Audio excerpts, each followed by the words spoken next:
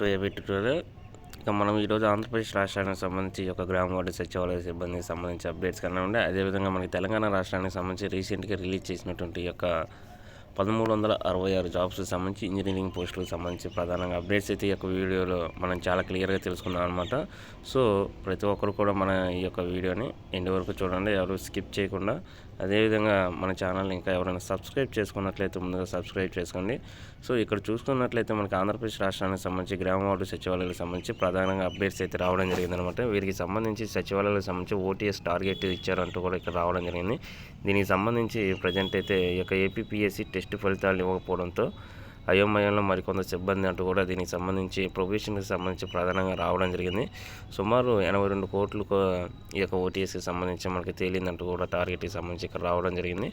So ఇక్కడ OTS target ముంచింది, జనాలు రాకుంటే సేవలు అందిస్తూ ఉంటే వీరు ఈ యొక్క సిబ్బంది అయితే ఆవేదన అయితే వ్యక్తం చేయడం జరిగిందనమాట. సో ఈ యొక్క గ్రామ వార్డు సచివాలయ ఉద్యోగులకు అయితే రీసెంట్గా ప్రొవిషన్ డిక్లరేషన్ చేసి వీరికి సుమారు 70,000 మంది దాకా రెగ్యులరైజేషన్ చేస్తున్నట్లు మనకి ఆర్డర్స్ అయితే ప్రతి జిల్లాకు సంబంధించి కలెక్టర్స్కి ఇస్తున్నారంటూ కూడా ఈ యొక్క రాష్ట్ర సీఎం దీనికి సంబంధించి ఫైల్ మీద సైన్ అయితే చేయడం జరిగిందనమాట.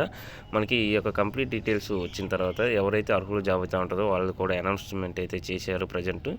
ఇక రిమైనింగ్ పర్సన్స్కి మళ్ళీ ఈ యొక్క ఏపీపీఎస్సీ ద్వారా కండక్ట్ చేసినటువంటి ఎగ్జామ్స్ ఏదైతే ఉంటాయో క్వాలిఫై కాని వాళ్ళకి మళ్ళీ ఎగ్జామ్స్ అయితే పెట్టడం జరుగుతుంది. అదేవిధంగా మనకి ఈ యొక్క మిగిలిపోయినటువంటి పోస్టులు ఏదైతే ఉంటాయో వాటిని అయితే వీలైనంత త్వరగా రిలీజ్ చేసే అవకాశాలు ఉన్నాయి. ఎందుకంటే ప్రజెంట్ అయితే డిజిటల్ లైబ్రరీకి సంబంధించిన నోటిఫికేషన్ అయితే ఒకటి ఉంది, దాంతోపాటు ఇవన్నీ ఫిల్ చేసే అవకాశాలు అయితే మనకు ఉన్నాయన్నమాట. సో దీనికి సంబంధించి ఎప్పుడు ఎటువంటి అప్డేట్స్ వచ్చినా మేము చాలా క్లియర్గా మీకు అయితే ఇన్ఫర్మేషన్ అయితే ఇవ్వడం జరుగుతుందన్నమాట. సుమారు ఈ యొక్క గ్రామ వార్డు సచివాలయాలు పనిచేస్తున్నట్టు 20 సర్వీసెస్కి సంబంధించి ఈ యొక్క సచివాలయ ఉద్యోగులు మనకి ఓటీఎస్ బాధ్యతలు అప్పచెప్పినట్టు కూడా ఇక్కడ రావడం జరిగిందనమాట. ఇంకా మనకి అదేవిధంగా తెలంగాణ రాష్ట్రానికి సంబంధించి 1633 పోస్టుల భర్తీకి గ్రీన్ సిగ్నల్, నిరుద్యోగులకు మరో శుభవార్త అంటూ కూడా ఈ యొక్క తెలంగాణ ఆర్థిక శాఖ ఆమోదిస్తూ ఈ యొక్క ఇంజనీర్లకు అయితే ఒక గోల్డెన్ ఆపర్చునిటీ అంటూ ఇక్కడ రావడం జరిగిందనమాట. ఇప్పటికి వరకు 46,998 పోస్టులు క్లియరెన్స్ అంటూ కూడా చాలా క్లియర్గా ఇవ్వడం జరిగిందనమాట. మనం ఈ యొక్క పోస్టులకు సంబంధించి చూసుకున్నట్లయితే చాలా క్లియర్గా ఏదైతే ఇవ్వడం జరిగింది డేటా. ఇంకా ఇరిగేషన్ డిపార్ట్మెంట్కి సంబంధించి ఏఈ పోస్టులు వచ్చేప్పటికి 704 ఉన్నదనమాట. ఏఈ వచ్చేటికి 227, junior technical officer 212, technical assistant వచ్చేటికి 95 అన్నమాట. ఇక 1663 పోస్టుల భర్తీకి ఆర్థిక శాఖ అనుమతి అంటూ ఈ యొక్క దిశ తెలంగాణ బ్యూరో రాష్ట్రంలో ఇంజనీరింగ్ నిరుద్యోగులకైతే మనకి చాలా క్లియర్గా రావడం జరిగింది.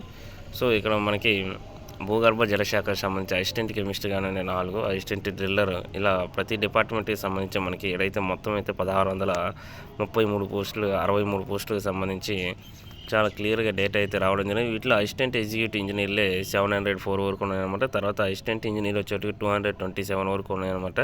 ఇక జూనియర్ టెక్నికల్ ఆఫీసర్ 212, ఇవి మేజర్గా ఉన్నాయి. టెక్నికల్ అసిస్టెంట్లు ఒక 95 ఉన్నాయన్నమాట. సో ఇక్కడ వచ్చేవారికి ఇక ట్రాన్స్పోర్ట్ ఆర్ఎండ్బికి సంబంధించి అసిస్టెంట్ ఇంజనీర్, సివిల్కి సంబంధించి ఇక్కడ 38, అదేవిధంగా ఎగ్జిక్యూటివ్ ఇంజనీర్లు 145, అసిస్టెంట్ ఎగ్జిక్యూటివ్ ఎలక్ట్రికల్కి సంబంధించి 13, junior technical officer 60, senior architecture assistant 1, technical assistant 27, finance department grade 2 digital accounts officer 53 ఉన్నాయన్నమాట.